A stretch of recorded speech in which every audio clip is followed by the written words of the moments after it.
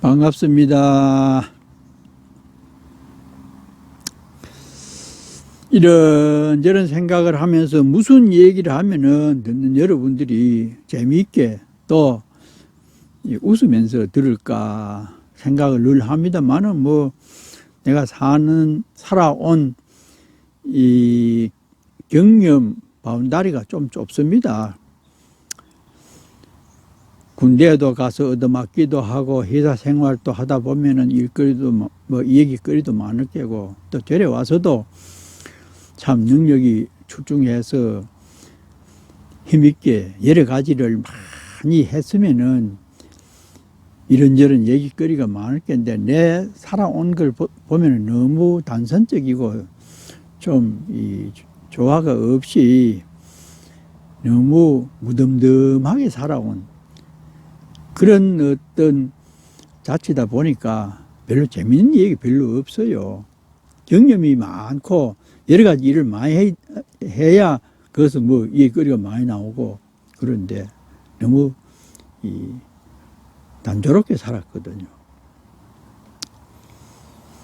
그래서 이제 생각나는 게 남한테 들은 얘기 뭐 또 생각을 또 짜내가지고 그런 얘기를 이어가고 있습니다.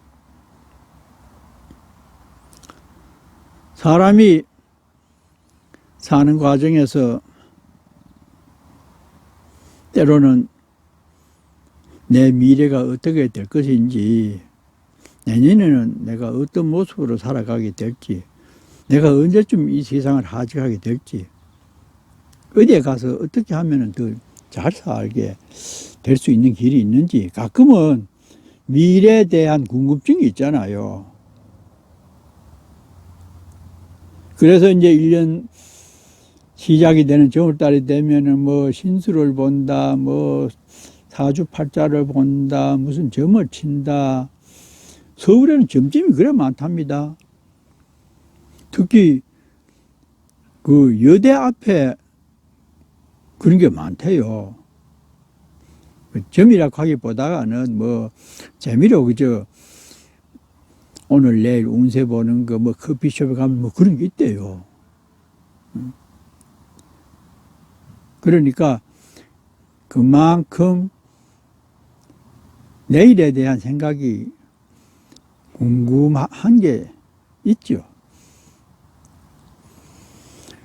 그런데 깊이 있게 생각해 봤을 때 다가올 미래에 대해서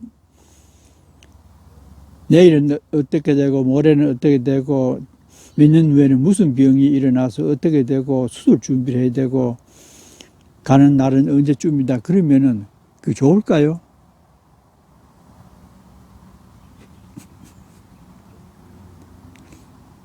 좋지 않을 것 같은 생각도 들고 어느 때는 깝깝하도 좀 알았으면 좋겠다. 제일 좋은 거는 로또 번호 같은 거 몇십억짜리 좀 알면은 아마 가끔 내가 그런 생각 하는데 우리 정법사에서 기도를 얼마나 하면은 이 로또 번호를 알게 된다. 그래 소문을 내면은 기도하러 많이 오지 싶어요.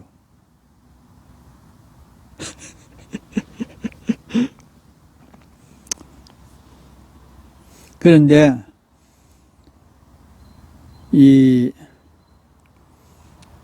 사업을 할 때는 사업하는 사람들이 지금쯤 투자를 하면 좋을지 아니면 전업을 해서 이거는 이제 인기가 없으니까 다른 업종을 바꾸는 게 좋을지 그런 데 대한 어떤 고민이나 알고 싶은 생각은 누구나가 가질 수 있지요.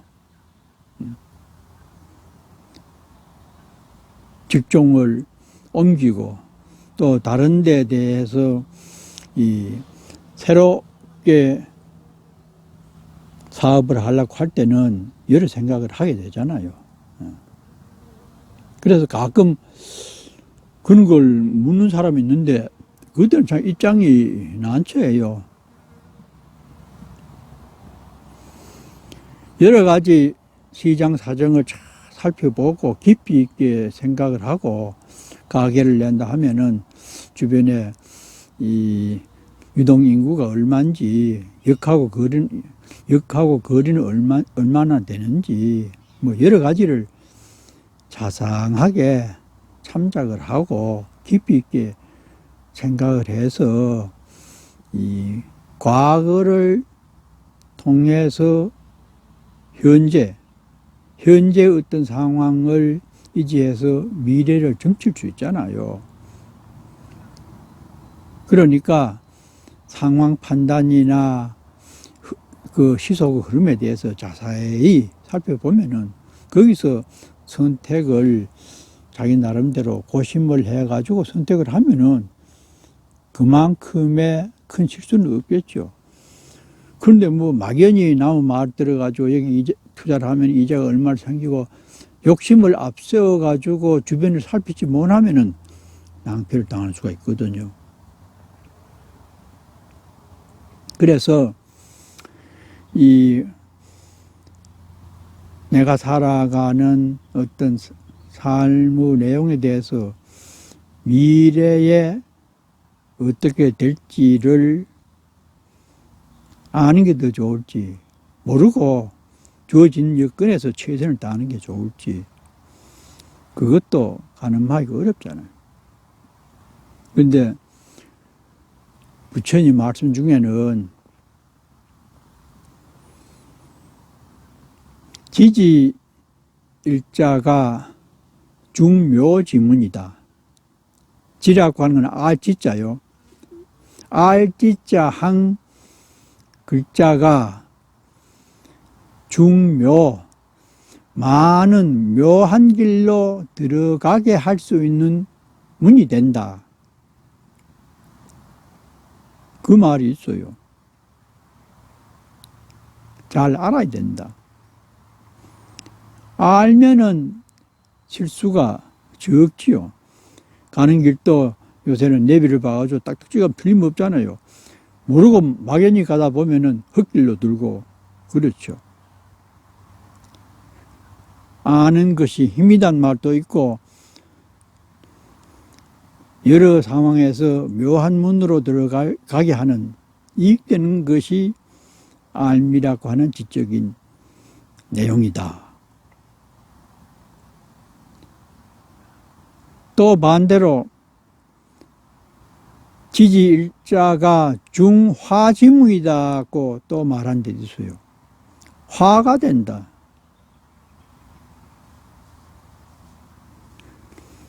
다 같이 알미라고 하는 어떤 내용에 대해서 어떤 때는 좋은 일로 안내되는 그런 역할도 하고 반대로 화가 되는 수도 있다.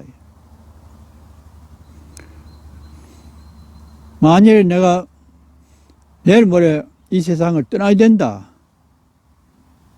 그렇게 됐을 때 어떤 사람은 술 많이 먹던 사람은 아이고 곧 죽는다는데 술을 시커멓고 죽자. 담배 피우는 사람들 이제 마지막 가는데 이래가지고 이상하게 될 수도 있잖아요. 반면에 다른 사람, 또 지혜로운 사람은 뭐 반대로 정리도 하고 유언도 하고 친한 사람하고 저녁도 한 끼 먹고 이럴 수가 있는데 주로 불교적으로 말하는 지지일자 중화지문은 아른말이 분별망상을 얘기합니다. 어떤 상황이 벌어졌을 때 짐작으로 사람을 이심을 한다든지 조금 아는 것으로 많이 아는 것처럼 이래가지고 여기저기 헤매게 하는 뭐 약이 좋다고 하면은 이 약 저 약 몸에 좋다고 하면은 여러 가지를 먹다가 그게 도리어 독이 돼가지고 큰 병이 오게 하는 그런 기운도 있잖아요. 아는 것을 어떻게 쓰느냐에 따라서 다르죠. 그런데 저 옛날에 지리산 자락에 상당히 재력도 있고 논도 많고 이런 집이 있었는데, 이 집에 모작 안에 이 들에 갔다가 갑자기 소낙비가 많이 와가지고, 산중에는 소낙비 오면은 한국에는 굉장히 물이 빨리 붓습니다. 양쪽에 산이 돼가지고 아주 그 물살도 세고 그래요. 그런데 얼른 건너 올라고 물을 건너다가 모자가 동시에 익사를 했어요. 그렇게 되니까 이 결혼한 지도 얼마 안 되는 그 며느리하고 시아버지 둘이 살게 된 상황이 됐죠. 그러니까 참 아무 사랑의 시아버지가 지내고 안방에 며느리가 있다 해도 두 사람이 한 집에서 사는 게 여러 가지로 불편했지요. 그래가지고 시아버지가 딸린 얘기도 없고 하니까 팔자를 고쳐라. 그래 청춘으로 살 수가 없잖아. 그래도 또 이 착한 며느리가 돼서인지, 아이고 저는 한번 이렇게 백년 가약을 맺었는데 아버님 혼자 두고 내가 그래 못합니다. 시아버님 잘 모시고 살 테니까 걱정 마십시오. 그러면서 지내는 게라. 그래도 무슨 제사 때라든지 빨래라든지 뭐 손님이 와도 그렇고 참 어쩌다 또 그 모장 안에 그런 일이 생겨가지고 사는 게 뭐 떨떠름해가지고 또 떫은 감 먹은 것처럼 그렇게 지내오는데, 그 산 너머에 암자에 사는 스님이 육효를 잘 보는 스님이 있다고 소문이 났어요.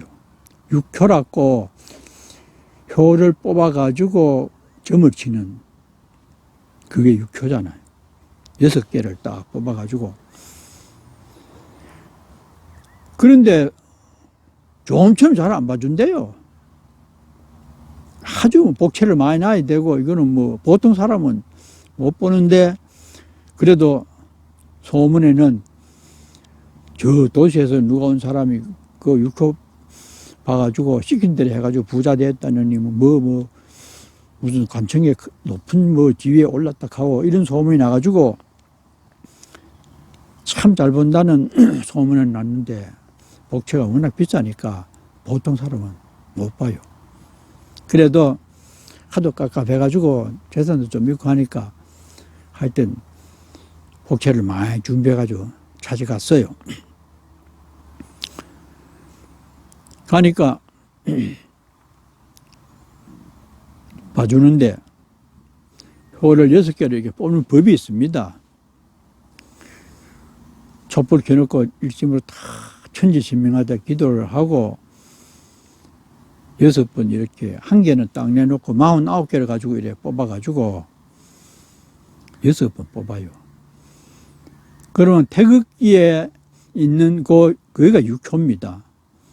6개지요. 각각 보면은. 그거 보면은 다 모양이 달라요. 6개가 계속 있는 것은 하늘의 그 양이고, 6개 떨어져 있는 것은 음이고, 또 아버지고 어머니고 음양 그런 건데, 그 옆에 있는 것은 중간에 떨어진 것도 있고, 중간에 이어진 것도 있고, 그렇죠. 그게가 주역에서 나온 6효입니다.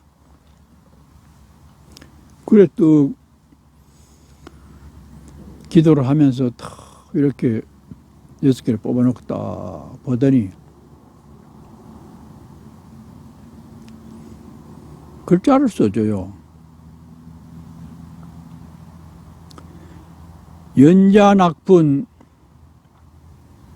홍군 권주, 홍군이 권주에 연자낙분하고 함양새우에 수자예지하라. 그 놓고는 설명을 하기를 붉은 치마 입은 사람이 술을 구원할 때에 제비가 똥을 누고 연자, 낙분, 떨어질 낙자, 분요락하는 분자. 함양 땅 새우에 함양에 가다가 보슬비가 내리는 날에 더벅머리 총각을 사랑해라. 수자, 더벅머리 숫자, 애지하라. 다 됐다는 게라.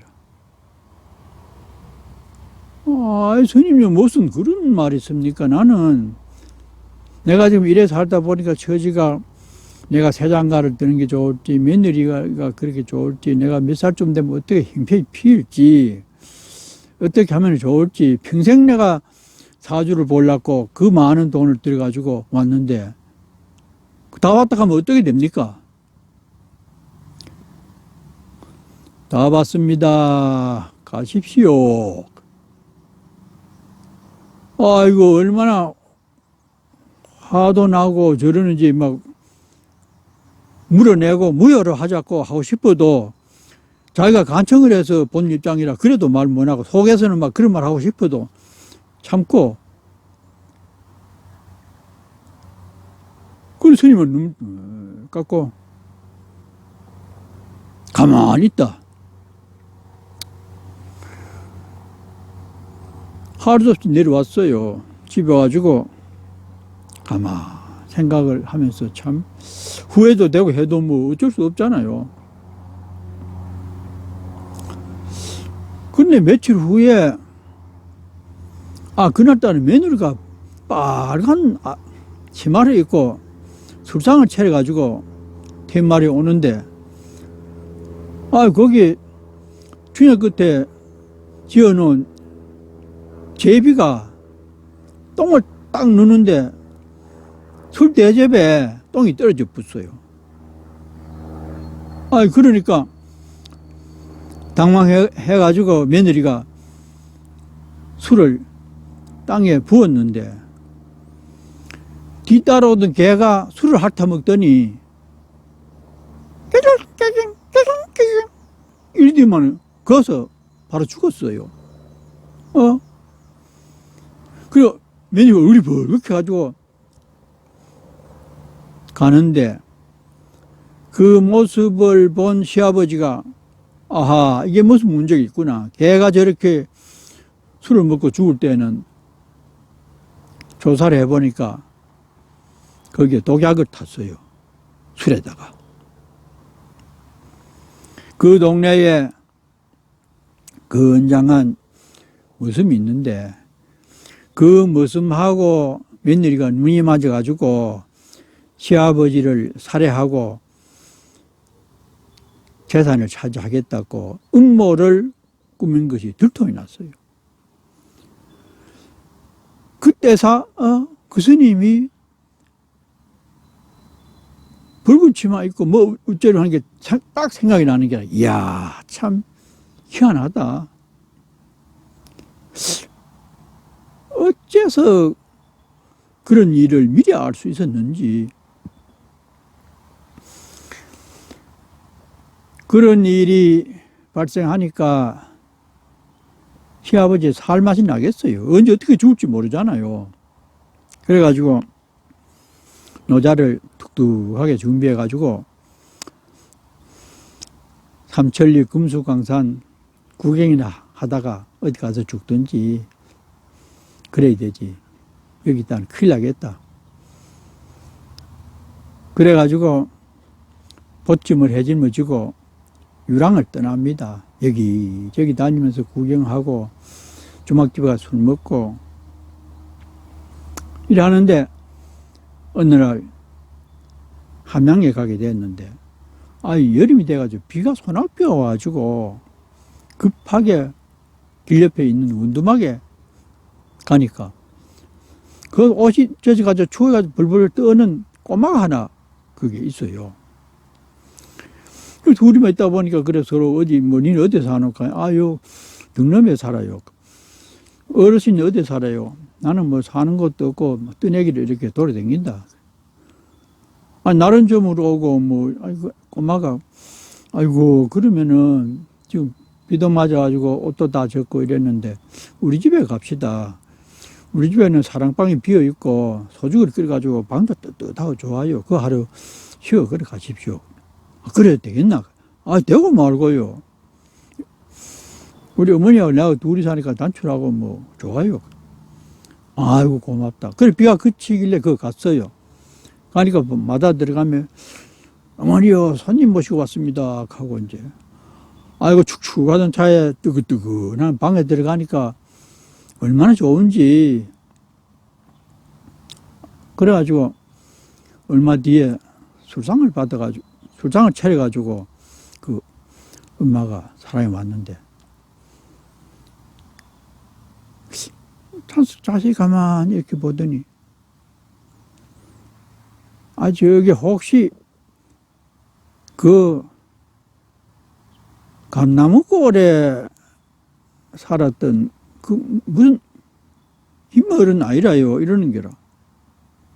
맞습니다. 네, 그 감나무골에 살면서 감도 팔로 댕기고 나무도 팔로 댕기고 그랬습니다. 아이고 반갑습니다. 잘 왔습니다. 왜요? 그때 감 한 접 팔고 나서 내가 술집 할 때에 그 내하고 하루 머물고 간 적이 있잖아요. 아이고 그렇죠. 내가 참 생각해 보니 그때 술 한잔 먹고 근화해가지고 하룻밤 자고 온 적이 있죠. 바로 왔습니다. 이 아들이 당신 아들입니다. 예? 가만 보니까 자기 좀 닮기도 하고 횟수로 세어보니까 그래 됐어요. 이래 다니지 말고 안방에 가서 금방 차지하고 내하고 같이 삽시다. 참 잘 왔네요. 아이고 정말 오길 잘했습니다. 그래서 그 감나무골 김노인이 아들 찾고 할멈 만나가지고 그 집에서 잘 살았다는 얘기가 있어요. 함양새우에 수자애지하라. 그 비가 왔을 때에 더벅머리 총각을 사랑해라. 딱 떨어지게 맞았잖아요. 그러니까 그때사 그 노인이 그 스님을 원망했던 것을 원망을 안 하고 참 고맙습니다. 어떻게 그렇게 잘 봅니까? 그런 속으로 고맙게 생각했다고 그래요. 그러면 그 스님이 어떻게 그래서 그렇게 예지력이 있어가지고 미래를 그렇게 바라볼까요? 다 정성을 들이고 기도를 많이 하면서 연구를 오래 한 생각으로 그래 하면은 그런 수가 있어요. 내가 만일에 실력이 있어가지고 그렇게 본다. 그러면은 아마 한국에서 코로나 끝나면 비행기 타고 올 사람이 상당히 많을 거라요.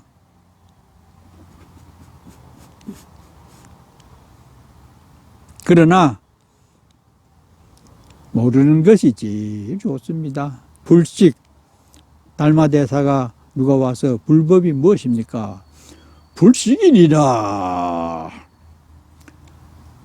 알 수 없는 것이 불법의 진수이니라.